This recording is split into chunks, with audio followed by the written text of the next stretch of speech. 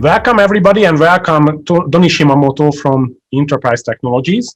And we are going to talk about today the biggest problem I try to solve for many years is the how to bridge the gap between business results and technology.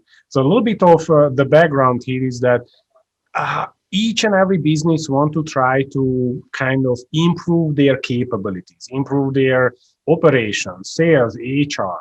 And sooner or later they get into like these crazy IT projects because every type of improvement lends some kind of technology. Every company is basically digital. So now we are getting to this kind of like technology people, and they have no idea whatsoever why we started this whole project. What was the beginning? They are just not able to help. They ask these technology questions, and these projects just like go to the dust and really rarely happening any meaningful. So this is a huge problem here. What we try to crack the nut with Don is that how to make it different for a small and medium organizations, not just for enterprise. So Danny, give us like a quick roundup. How do you think, or why do you think this is a problem, and what's the results, what you see from your practice? I think the biggest evolution we're seeing now is that it's not just about the technology. Technology now is a tool that enables us to do things in other areas. And so, whereas before, and I say before, like maybe in the 90s, technology was the end. The file server, right? Technology was the competitive advantage. But now technology really underlies everything else that we do. So technology now becomes a tool or an enabler for all of the different areas like finance, like operations, marketing, sales, right? Technology now underlies these areas, and it's about the blend between the business capability or the subject matter, finance, sales, and how technology helps that we really have to focus on today. And Donny, I know that your background is more as a kind of hybrid business consultant, business capability improvement, and also digital transformation and digital technology implementation. So I think you see the kind of two sides of the coin. Let's start with the a little bit of the first problem, like how do you see the technology people are not enabled to actually help clients, and how business consultants are not unable to actually help the clients because of that reason. Yeah, and to give people a feel for my background in this concept of hybrid, I'm actually a CPA, but I'm a non-traditional CPA. So I don't do audit, tax, or bookkeeping. What I really do is drive two different things. One, innovation, of which there's a piece that's technology, but the other part of that is business practices. So looking at processes, looking at the way that we approach things. And then the other side of it is the risk management, which starts to look at internal controls, but not just over finance. And internal controls is really about how do we ensure that we're managing risk so that these bad things don't happen. So we can look at that in the financial sense, but we also can look at that in like a marketing sense and an operation sense. In the technology world, we would look at it in cybersecurity. And while some of this may sound like really big things that only big companies have to address, because even small businesses today are so reliant upon technology to keep things running, and what was previously enterprise systems, through things like AWS or Microsoft 365 is now in the hands of small business. It really comes down to understanding all these different areas and how they kind of come together to support a business through the digital transformation. That's really good. And you sent me something like a 7 discipline of business improvement via digital transformation, and really did like this inspirational material to actually go through different type of business improvement areas, understand the bottlenecks of those areas, and how digital technologies, digital transformation can actually help on to enable those and improve those areas. So I would like to go through one by one and kind of like work through that. And the first one you put there is finances, like how finances can be enabled based on digital technologies or digital transformation. And you started on the hardest part, right? Because everybody needs finance, everybody needs better cash flow, everybody needs like less manual work and enable this whole thing. How you think that, what are the bottlenecks there, and how people can enable that in a small, medium enterprise level? I think when we look at all of the 7 areas, there's 2 key bottlenecks that we're looking at technology, to really help facilitate. The first of this is workflow. So how do I know what's happening and where are things in a given state? And then the second of these is data or information. And there's a lot of research that actually shows, or whether you're a large organization or a small organization, the one of the key things is how can I make faster, better decisions, and that agility or business agility comes from that.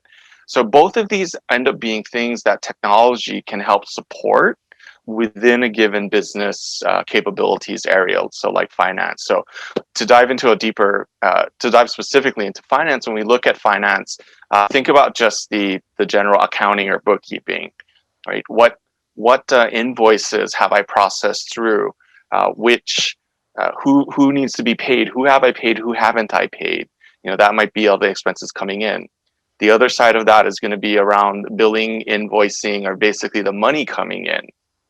So, who's been billed? Who have we completed work for? Have I actually billed them? Have they actually paid their bill? Who still owes me money? Right, all of that starts. It's a different piece of the workflow. And then what I was mentioning as well is the information, as I can make business decisions around. Well, we did work for this person and they haven't paid us yet. Do I want to do more work for them? That's information. I need to know what's the outstanding balance. Or if I'm going to go see them, maybe I want to mention, hey, we haven't gotten, we didn't get payment yet.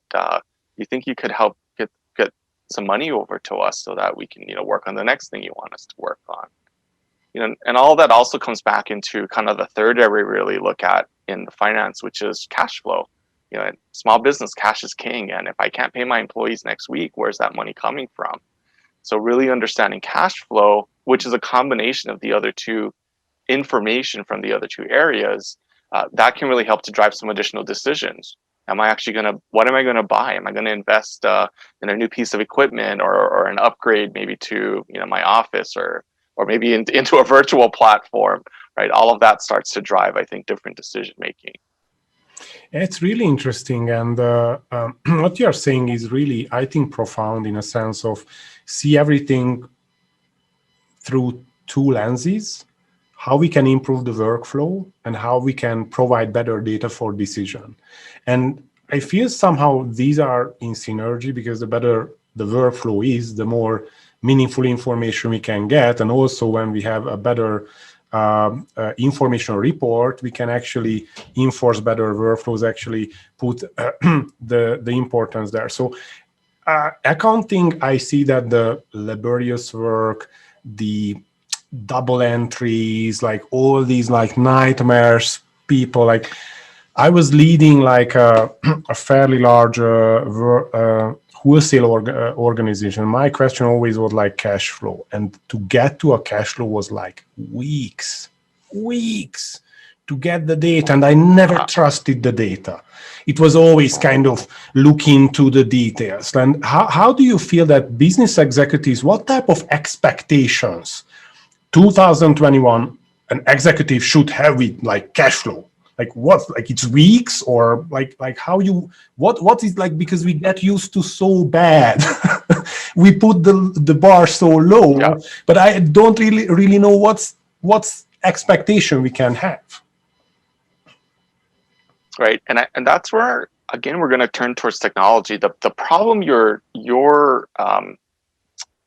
the problem you're really communicating is what we would call timeliness, and it's the timeliness of information. And then the other thing that you hit on is trust, right? And that's often, I'm going to invoke the fact that I'm a CPA in this. This is why often we as CPAs are employed, because you know that you can trust the information from us, because we've done the analysis, and also that we're unbiased and we're independent in the work that we're doing. Now, if we come back to the core problem of timeliness, that's usually because it takes so long for data to finish getting processed through a system and I can't get to it, and because it's manual, eventually it gets to the end and then I have to export it into Excel and then I can start to bring it into stuff. That's usually what's causing a lot of those issues. When we tie digital transformation into that, for example, the managing of the workflow or understanding where things are in a workflow, or having data move through something electronically rather than being this Excel or manual process, like I'm rekeying stuff into other things. So whether it's through an integration, whether it's through a robotic process automation, looking at some of these digital transformation tools or enablers gets us information more quickly, which then gets it more timely to someone like you that may be trying to make a decision around it. Yeah, and like Donnie, I feel somehow this problem again in the middle. Like if the executives are not able to articulate properly, what do they mean about cash flow? What's included, what's not included, how, then technology people can create something which is going to be like a ping pong for weeks and months and years to actually figure out what actually we wanted. So it's really interesting that none of the technology, none of the business domain has their truth. It's just combining those which make sense. Do you want to share anything on the finances, or we can move to the operation, which is like going to be like where the can of worms are, I guess? Well, I really want to emphasize what you just said, and it's really the hybrid between the two. Because when you have just the business owner, let's say, operating with IT says, tell me what you want. Business owner says, well, this is what I think I want, which may or may not be the quote right way to do things. Finance is a great example where there are certain ways that we actually do flat cash flow forecasts. So you need that subject matter expertise or that hybrid capability or knowledge that bridges between the business owner and IT. And so it's the combination of all three working together that truly brings the solution in any of the areas, not just finance. So basically, the underlying principle is that we need to see every type of business improvement problem as a business priority or problem, and the digital match how this is going to be actually work in the day in, day out. Let's move to the operation, Donnie, because I think that's going to be give us a little bit more, platform to elaborate on these problems. Operations are just by definition for me, like each and every organization has their day in, day out work to produce what they need to produce, distribute their services or products, and actually produce products. It can be for an architecture from the planning, for a wholesale operation can be like the logistical part. It's pretty much different for each and every organization. So if that's true, it's different in every type of organization based on their core. How you can actually do anything with that without any efficiency or with any efficiency?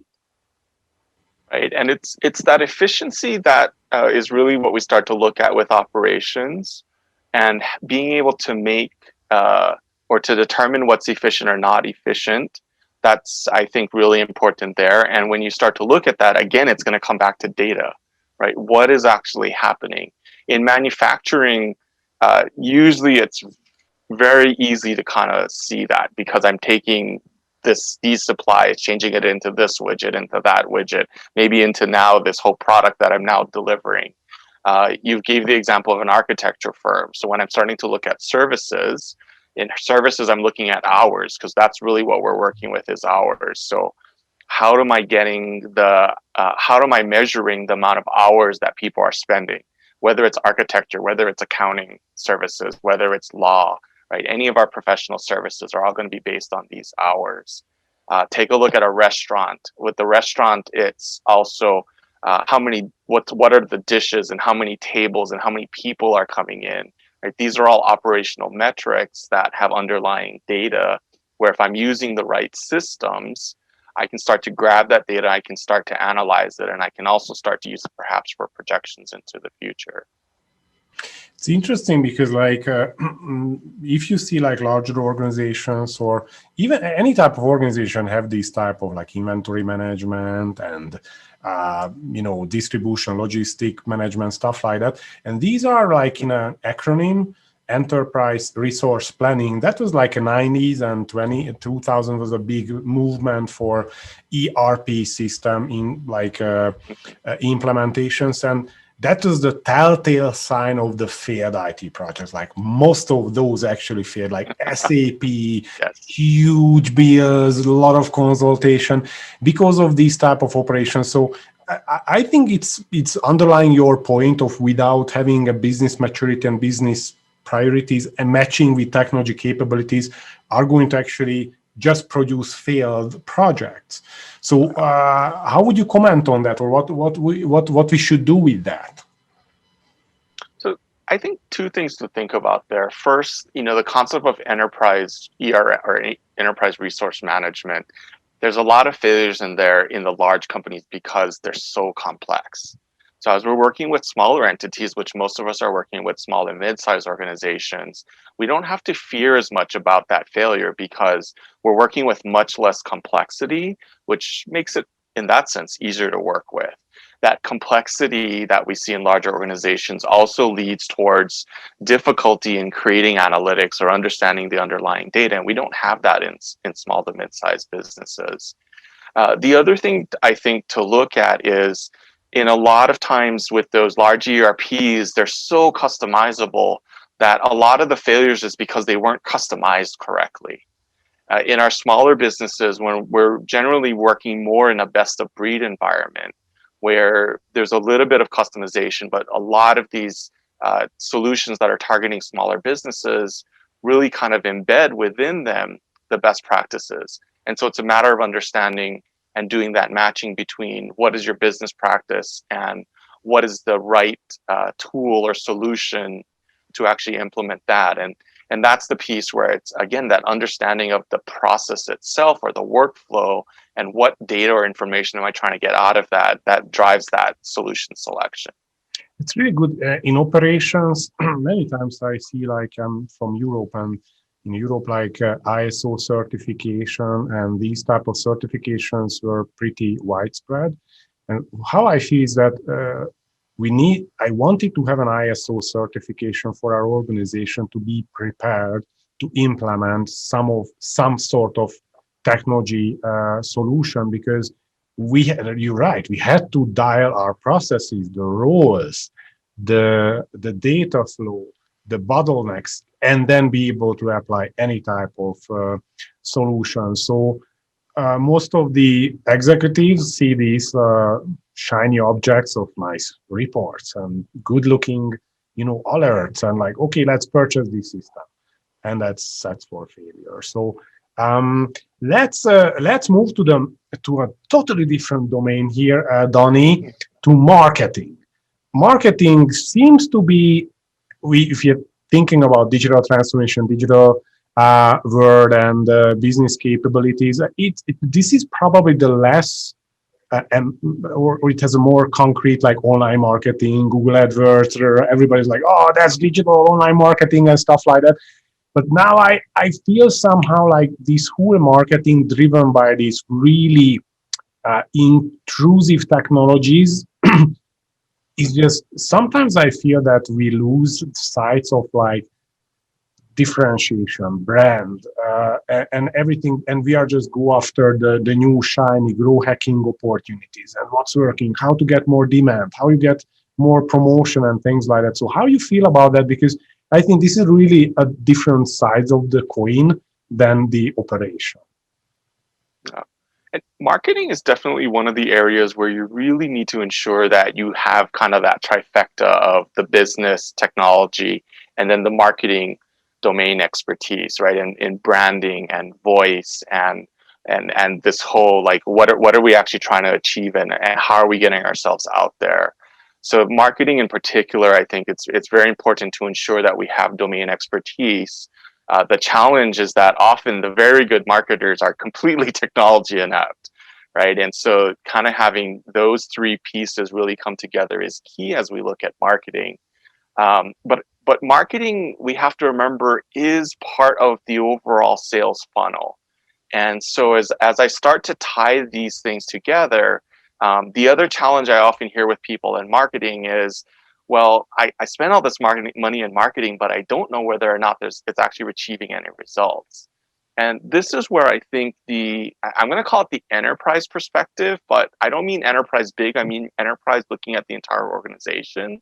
So I use the example of a car dealership, because I'm going to start where we started, which was finance, right? In the end, the car dealership's hump is how do I generate revenue in my car dealership? Well, I generate revenue in my car dealership by selling cars. And so the question starts to become, how do I increase revenues? Well, I increase revenues by selling more cars. Well, how do I sell more cars? Well, part of that is having better salespeople. So being able to measure the performance of salespeople, which is in the car dealership, essentially their operations. How do I actually figure out who's my better salespeople? Well, there's metrics that we can look at. How many people coming into the dealership was this salesperson able to convert and actually sell that car to, right, to generate that revenue? Well, the people coming into the dealership, that's actually a complete limitation of that person's ability to sell. And one in digital transformation, coming into the dealership may mean different things. It might be coming to do the video tour of the car or something, right? In today's post kind of pandemic era. But getting them to the point where they're actually coming, whether it's in person or for a video tour, is actually driven by the marketing. Where did the person see the car? Where did the person think about the dealership? When they searched for the car, how did the dealership show up, and how did they know that this is the dealership I want to go to rather than that dealership? All that comes from marketing. And the great thing about digital marketing is that digital marketing gives us a lot of analytics. We can see whether it's Google Analytics or a lot of different marketing platforms will provide analytics around where was this person? Did they see me on Facebook or Twitter, or what was it? If I can start to measure all that from the point of marketing, I can look at how is our marketing doing? What did we spend to get them to get to the dealership?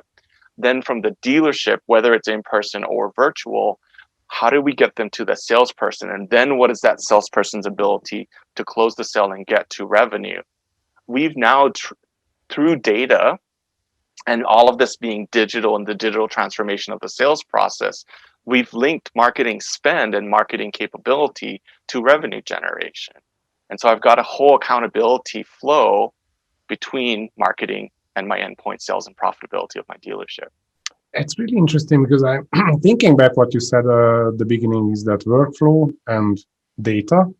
And marketing is not like, brand building and no, it actually feeding sales, like demand generation, X amount of lead generated on the website, which has a proper attachment to sales. Now we have a bigger complexity.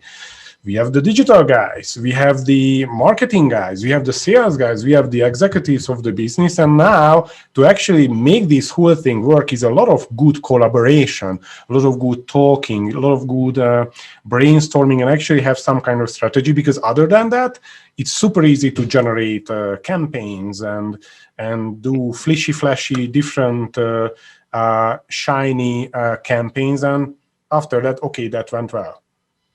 What do you mean by that? Like, what was the return on investment? So it's kind of easy to get to the weeds with all these different items. Before we go to the sales, one thing I would like to ask on the marketing is that, do you think too much data is too much for marketing? Because you said you can go crazy with that, like where people are moving their mouse and stuff like that. It's just like a lot of data. I think the concept of kind of data overload is present in all of the different areas, right? And that's the key, I think, from the domain expertise, whether it's marketing, whether it's accounting, whether it's sales operations, is the domain expertise really looks at what are the important numbers, or what do the numbers mean, which is probably even more important than the numbers themselves. What do the numbers mean? What are the insights that I can pull from these numbers that tell us we should go this direction, or we should go that direction, or this is not working, so we need to stop and change direction? It's really interesting. So really interesting what you're saying, because like you said at the beginning that there are domains, and each and every domain linked to the digital transformation. So each and every domain has a link to a process, link to any type of platform you use for marketing. Let's say it can be Google, it can be Facebook, it can be Twitter, whatever it is.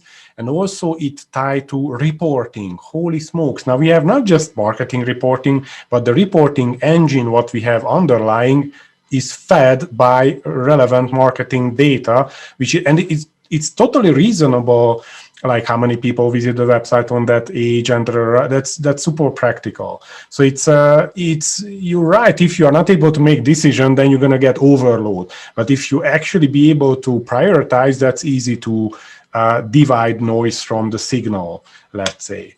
So awesome. Move to the sales part, because you started like meshing that together, which I really do like.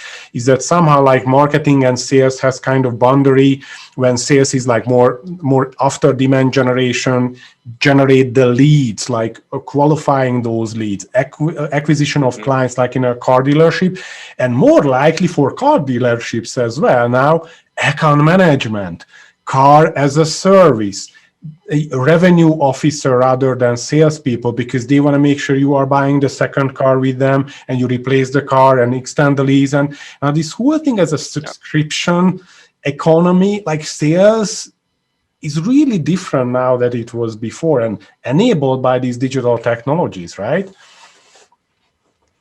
And I think, well, when I look at the sales area from a business capability standpoint and how is technology coming and supporting it, I think it's really about the standardization of the sales process and its visibility into the sales process. So while marketing, we're looking at spend and demand generation. The car dealership is maybe not the best example of it. You know, we want to look at something where there's more of a traditional sales model and perhaps volume, because I'm trying to look at cross sells, upsells, customer qualification. Professional services, I'm often looking at customer qualification. What are the different indicators, right? Who am I going to spend time trying to actually sell to, compared to they're just a lead and they're actually not the right customer for us? So sales, I really start to look at, core underlying technology in sales is the CRM, or customer relationship management software, which again is one of those that usually we only saw it in really big organizations because it was expensive. But now with the cloud coming in, I can be a single, even a solopreneur, right? Single independent entrepreneur, and I can have my own CRM system where I'm tracking who I'm talking to, where they are in my pipeline. And the whole concept of the sales funnel, marketing brings them in at the top with all the leads. I start to qualify those leads. What have I done? What discussions have I had to get them to the point where now I've got people to purchase? And so structuring the sales funnel, the visibility into the workflow as I'm moving people through these, or perhaps that to see that I'm not moving people through these. And so my funnel, which means I'm not getting people to sales, which that information in and of itself could be, hey, I got to go pay attention and talk to my salespeople. Why are these people getting stuck? Or why are they dropping off? Our funnel hopefully looks wide and I get a lot of people into the end. But if my funnel looks really narrow, meaning I'm not getting a lot of sales out of this big lead set, do I need to perhaps refine the way marketing is operating? Do I need to relook at maybe why are people dropping off? Maybe we're not offering enough breadth of product. What am I doing? Again, it's kind of having access to the more information so I can understand and learn from what's happening, rather than just, well, that's all we've got, or it's this black box of sales and I don't know what's going right or what's going wrong. It's interesting you're saying customer relationship management or CRM software, because most of the small organizations have one, easy to purchase, pick up a SaaS tool, your choice quickly, and then nobody's using that. Yes. See that a lot. And why do you think it's happening? Like it was like, oh, I can have this funnel, I can have like these quotes, the proposals, everything. I can dial the complete workflow. Yeah. And then just people don't even log basic, activities there. Yeah. And I'm going to come back to it's the need for the hybrid. So what you're describing is when there's a vendor a CRM vendor that does a really good sales job that says you're going to get all this information. The business owner is going, that sounds really great. Let me buy that and install it and run it. And they don't think about the actual process. And that's where that sales expertise comes into play, because sales is a process. The funnel is a standardized process that we can look at, and it doesn't look the same for every business. And there are understanding where the parts are in the funnel, how I get people to work through that funnel. That's a sales expertise, or it's a domain expertise in sales. So it's this need for this hybrid understanding that we've talked about from the beginning. It's interesting because, like you say, this hybrid model, and I'm seeing that as a business capability, like level of business capability for sales. That's one side of the coin. The other is a digital maturity of the organization. Like, okay, do I have a dialed sales process? Yes, it's working. We need more automation. Okay, now we can work on the digital part and like make it easier and less ambiguity, more efficiency. Or we have no sales process, but we would like to have one. So let's have a CRM which is going to give us that.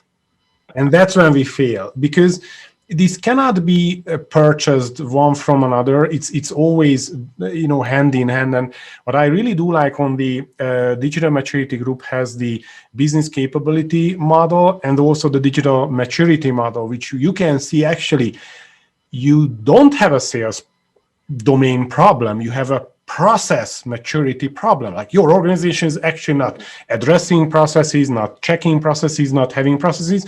And this is the problem. Your product is great, the value proposition is great, the market is great, everything is great, but you are lacking the process culture, for instance, which is really hard to measure. But when you go through this digital transformation, that's really a big red flag in the beginning, that lack of processes. So I think these are moving to the next level, which is like less of the systems, but more of people. HR. It's small businesses. HR is like not a huge,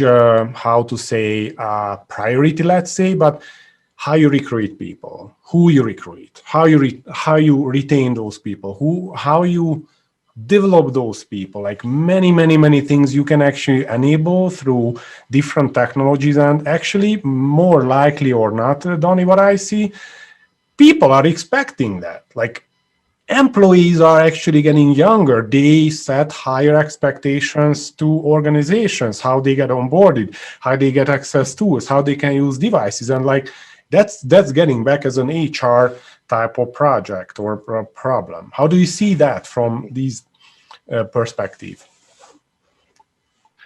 This HR, I think, is a very interesting area. And when you look at a lot of what we've heard in the past, it's always people, process, and technology, right? And so we've highlighted the issues with process and that there needs to be process. And we look at technology again as a tool. And then so the third piece of that is the people. And how do we then manage our people? And something that I'm going to highlight a little more, I think that's important as we look at digital maturity or digital transformation, is how do I engage my people?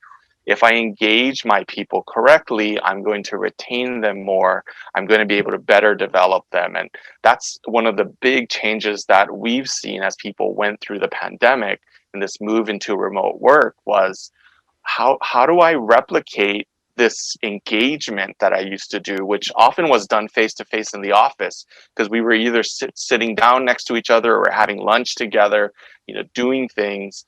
And this is where, again, we've kind of got this trifecta of, I've got this business culture that I'm working with. I've got technology that can come in, whether it's Zoom, whether it's Teams, whether it's whatever you want it to be, how we're meeting now.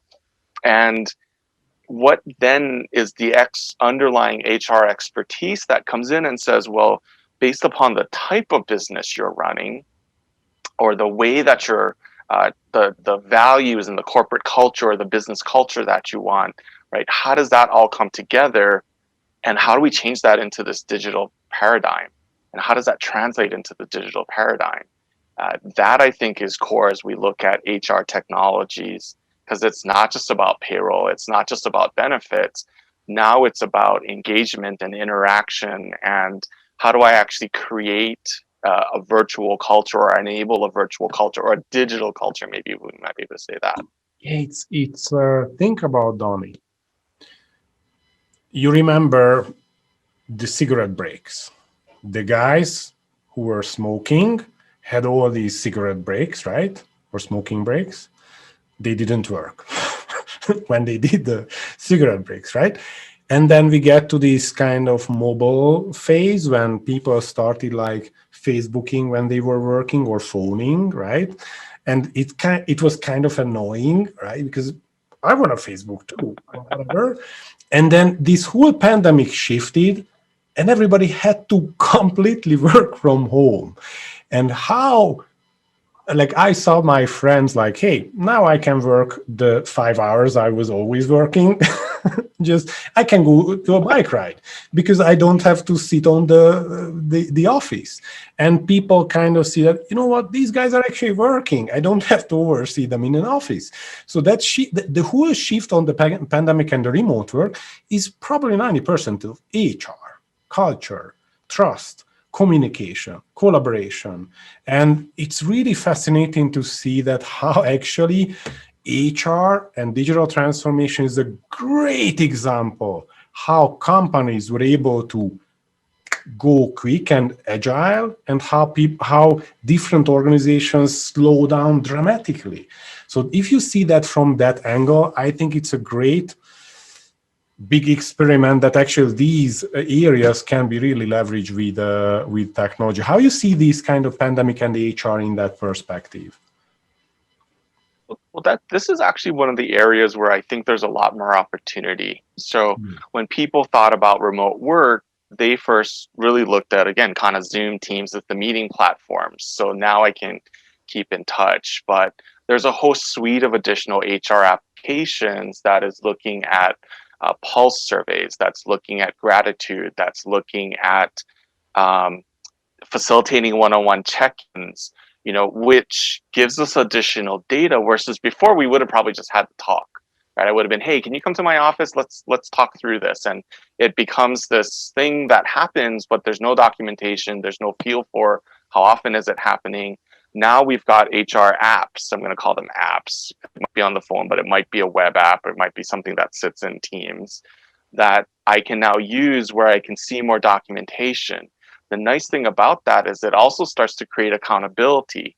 So when we look at goal setting, when we start to look at what discussions did we have, was it documented, is the performance issue, those all start to become a lot more documented. Well, there's two sides to that. One, it's great because it gives us more data, gives HR more data perhaps that they're working with, creates the accountability around, hey, we discussed that you need to approach this differently last week. I'm seeing the same behavior this week. Can we work on that? There's that plus side of it. If you remember when we first started talking, I said there's two sides. There's innovation and then there's risk management. The risk management side of that also looks at everything's documented now. So if you're saying something that's really bad or really discriminatory, like it's all sitting there in the documentation. So we got to make sure that we're balancing these things out. And a lot of that comes through the thought process through digital transformation. What are these innovations that are out there that I can leverage? What are the associated risks? And what do I need to do to mitigate those risks? In each of the areas we're talking about, that's going to, again, come from that hybrid domain expertise. It's really good. And that's basically the employee side of the coin. And I would like to move to this customer experience, client experience, or just services domain, where basically like each and every company now is becoming not just digital company, but a service company. So you have to have just basic customer support or whatever it is, but you have to manage that properly because your reviews are going to be really visible really quickly. It doesn't matter if your product failed, if you're able to make it up with customer support best in class, nobody is going to give you a wrong review, right? The customer service, like how you onboard your clients, how you service the clients, how you keep them buying from you different things, life cycle value or lifetime value. Like those were not really on the porter and like a big, models like 20 years ago. But right now it's critical. And I think this is again something which popped up because of digital the transformation and digital abilities. How you see this kind of part, which can be very, again, same as operation with the different verticals, but I see it's coming up all the time with all these Yeah. industries. Yeah, and I think I'm glad in this area we have it defined as onboarding all the way through customer support, because a lot of times the mistake I see people make is they only think about it as the tail end customer support.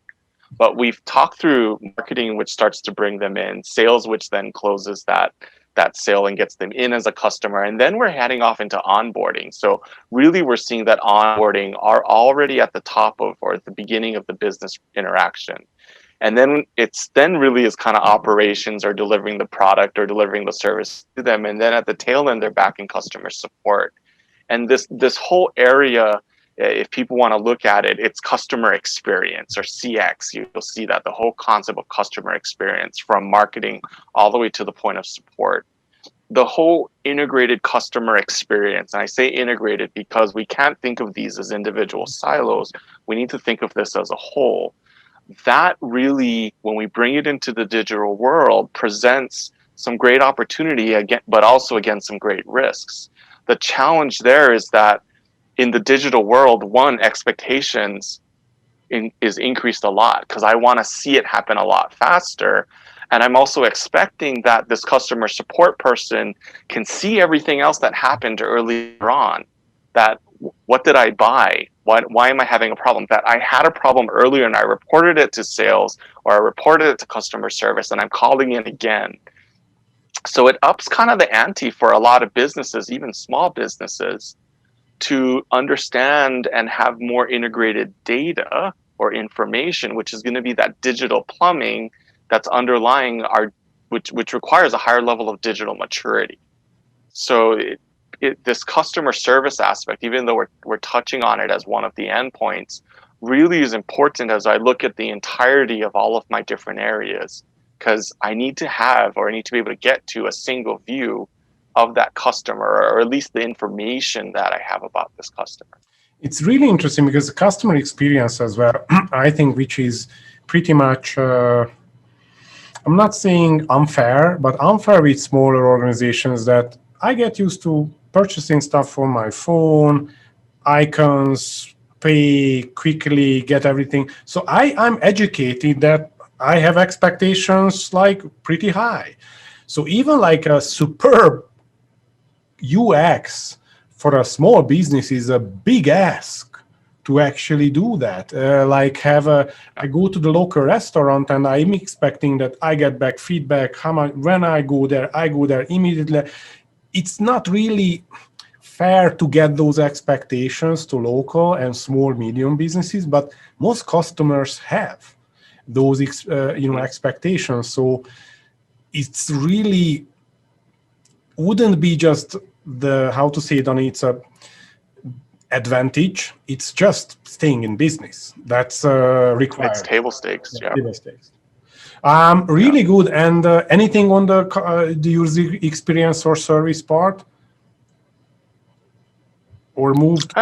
I think the key one there really is just making sure you're looking at the entire thing. Even though we're talking about it as one business capabilities area, it's looking at it as in the entire customer experience, not just the endpoint of support. Yeah, because operation had to, so everything is basically supporting that. So the last section here is basically kind of the last selfish part is the management, because like most likely managers are listening that, and yeah, we have many things to actually operate as a business owner, manage, delegate, plan, execute, organize people, set meetings, set KPIs, set goals. Any type of management job we do personally, or we want our manager layer do, is critical enablers of the scaling of the business. So I wanted to make sure that's the last because I want to have a high punch at the end because it's super important part and it's really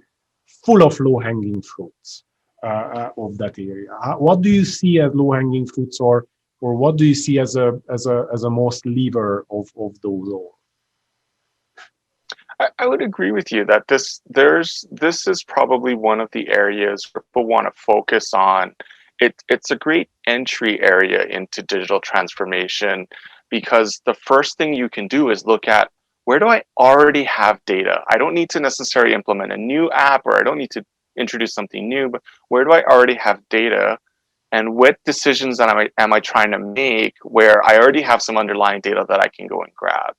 So really quick wins comes from, what data do I already have, and how can digital transformation or digital technologies help me grab that data and surface it perhaps more timely, perhaps with better accuracy, so that I can enable some decision to be made faster. And then as I start to look at the process that's a part of, what other data points do I need, or what are the other critical areas perhaps that are driving particular KPIs? How do I now start to pull these together to look at the bigger picture? So management can both be very precise or very looking very siloed, and then you start to draw the bigger picture. The power comes as you start to look at the bigger picture. You know, we've talked about customer experience, the bigger picture of customer experience. Even the whole the car dealership example of how sales marketing leads towards sales, leads towards then finance, and how am I tying these things together? The other thing that I think is good to call out in this area is planning. A lot of times we're looking at what's already happening compared to what could happen into the future. So as I look at planning and forecasting, understanding management's assumptions, using those assumptions to drive planning, whether it's operational planning, whether it's sales planning, right? Which in the end, both of those ends up leading towards cash flow planning. So it's really helps us to look towards the future and say, what could happen? If we look at lessons learned from the pandemic, the other thing I would pull into here is what if analysis or scenario planning. Uh, when the pandemic started to occur, or whether, let's say, it reoccur, because we saw the next wave start to come in, a good management exercise was scenario planning. So what do we think is going to happen in the future? Are we going to lock down again? Does the vaccine work, or we're going to have a false hope that the vaccine worked but it didn't, and all of a sudden we've got to lock down again, right? These are all different scenarios that we might look at.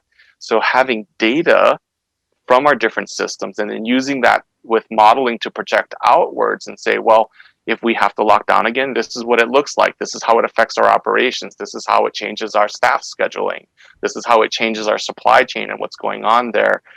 All of that, I think, comes from having additional access to data and capabilities, and then the tools to do this type of planning and forecasting.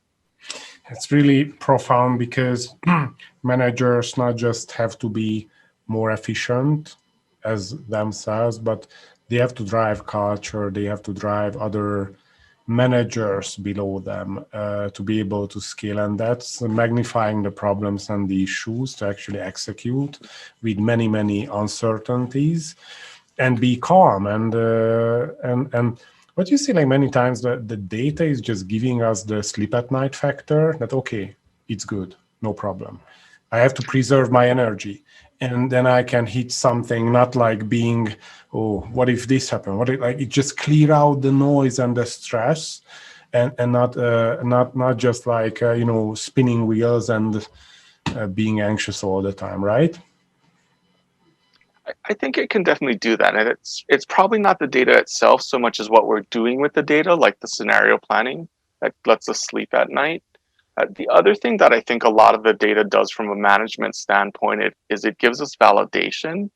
So a lot of times the reason a business owner is successful or a manager is very successful is because their gut instinct is really good.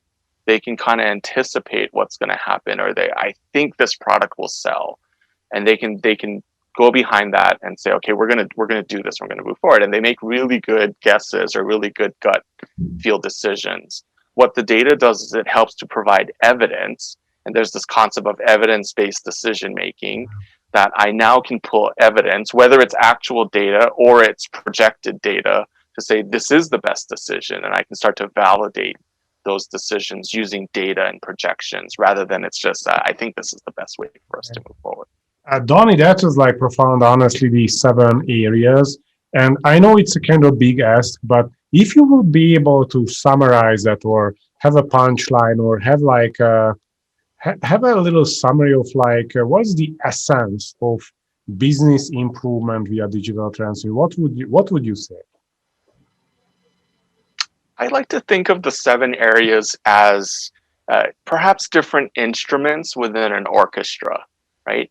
If each of the instruments is operating on their own, it's okay. They sound great. But when I pull them all together, the question is, does it sound like a masterpiece symphony? If each of them is playing their own tune and operating in their own silos, it's going to sound horrible, right? It's going to be dissonant. There's no melody. There's no undertone that's carrying everything. But if I can get all of these 7 areas working together, now I've got that masterpiece. It's music to my ears. It's a symphony for all of us to enjoy. That's what we're trying to do when we're creating business capabilities. And the underlying for that really is digital transformation, access to workflows, access to data that then drives the business forward. Thank you very much, Johnny. That was really, really good. And guys, anybody who would like to know a little bit more about that, the Digital Maturity Group has certified advisors, and what they can do for you is we do different research, and the 2 major assessment with benchmark, they can provide you either in business capabilities. So you can go through like a small survey based on your finances, operations, marketing, sales, HR, services, and the management. And they can identify with you the bottlenecks, problems, issues on your business. And then they can help you to identify the 7 different areas of digital maturity, people, process, strategy, if you have, data, information, risk components, to actually see what's not enabling your business. And what's kind of funny, as we gone through those many of those assessments, are like the aha moments the executives have, like, I should have done that before. Oh, that's really not a big investment. Oh, if I would do it, it's just really enabling to understand a couple of things which can be changed overnight to get success, and also put together some kind of roadmap for larger and slower initiatives to be able to control. Because what is really happening, Donnie, I think we haven't mentioned that it's digital transformation is happening. Its question is like, we are driving that, or executives are driving that, or they are driven by that. And that's a big difference between being proactive with the limited resources these small organizations have, or they are proactive and they are putting their time, effort, resources, which yields the higher return on digital transformation. And that makes and breaks companies, as you see over the pandemic. So, Donnie, thanks for your wisdom here. And I really believe that's a really great insights for average organizations to actually get motivation and get inspiration to do diligent business improvement. Thank you very much, Donnie. Sure, thanks for having me on.